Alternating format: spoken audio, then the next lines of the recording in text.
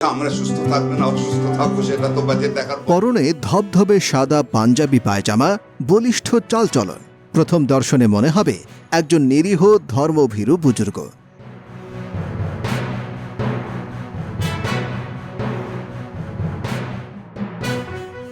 বোঝার উপায় নেই যে এই চেহারার আড়ালে রয়েছে একজন প্রবল পরাক্রমশালী ব্যবসায়ী, যার হাতের ইশারায় চলছে দেশের ব্যাংক খাত ও পুঁজিবাজার।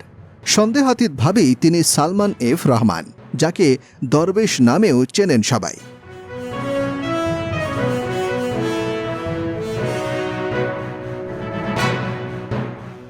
তিনি প্রধানমন্ত্রী পদ থেকে পদত্যাগ করে পালিয়ে যাওয়া শেখ হাসিনার বেসরকারি শিল্প ও বিনিয়োগ বিষয়ক উপদেষ্টা ছিলেন।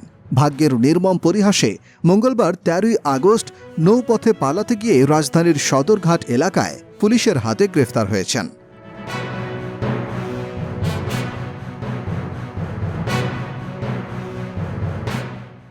দেশ স্বাধীন হবার পর ১৯৭২ সালে বাংলাদেশ এক্সপোর্ট ইম্পোর্ট কোম্পানি বা বেক্সিমকোর যাত্রা শুরু করে। ৭০ দশকের মাঝামাঝি সময় থেকে বেক্সিমকো উৎপাদন শিল্পে বিনিয়োগ শুরু করে। ৮০ দশকে ওষুধ শিল্পে বেসরকারি বিনিয়োগের সুযোগ হওয়ার পর বেক্সিমকো ফার্মাসিউটিক্যালসে বিনিয়োগ করে।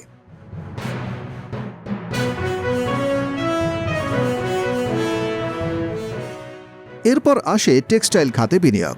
৯০-এর দশকের মাঝামাঝি সময়ে ব্যবসা বাণিজ্যের প্রসারণের পাশাপাশি সালমান এফ রহমান ঢুকে পড়েন রাজনীতিতে।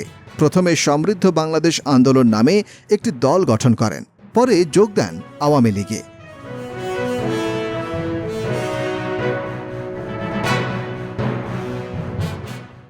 রাজনীতিতে যোগ দেওয়ার প্রথম দিকে তার ব্যবসা বাণিজ্যের কিছুটা ক্ষতি হয়েছিল বলে মনে করা হয়। বিশেষত ২০০১ থেকে ২০০৬ সালে বিএনপি জামাত জোট সরকারের সময় বেক্সিমকো বেশ খারাপ সময় পার করে। আর ২০০৭ থেকে ২০০৮ সালে সেনা সমর্থিত তত্ত্বাবধায়ক সরকারের সময় তাকে প্রায় ২ বছর জেলে থাকতে হয়েছে।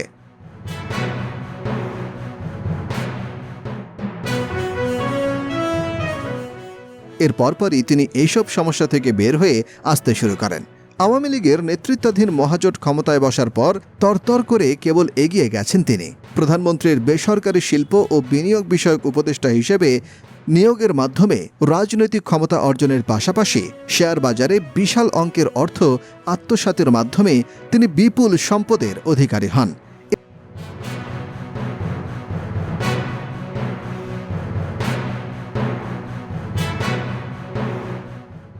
এর ফলে ২০০১ থেকে দীর্ঘদিন যে আর্থিক বিপর্যয়ের মধ্যে দিয়ে চলছিলেন তা থেকে সম্পূর্ণ বের হয়ে আসেন ২০০৯ সালে।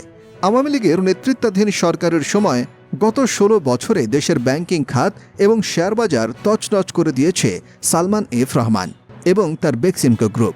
নিজের স্বার্থে ঋণখেলাপি আইন পরিবর্তন করে তার প্রায় ৪০,০০০ কোটি টাকা বৈধ করার চেষ্টা করেছেন।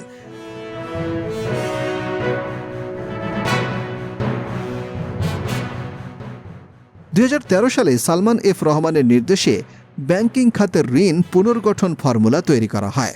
এই সুযোগে প্রভাবশালী ব্যবসায়ীরা করেন নানা অপকর্ম।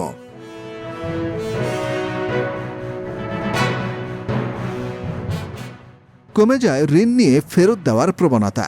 এরপর লাগামহীনভাবে ঋণ খেলাপি বেড়েই চলেছে। বাংলাদেশ ব্যাংকের হিসাবে এরপরে ১,৮৬,০০০ কোটি টাকা হলেও বাস্তবে এর পরিমাণ ৪ লক্ষ কোটি টাকা বলে ব্যাংকাররা অভিযোগ করেছেন।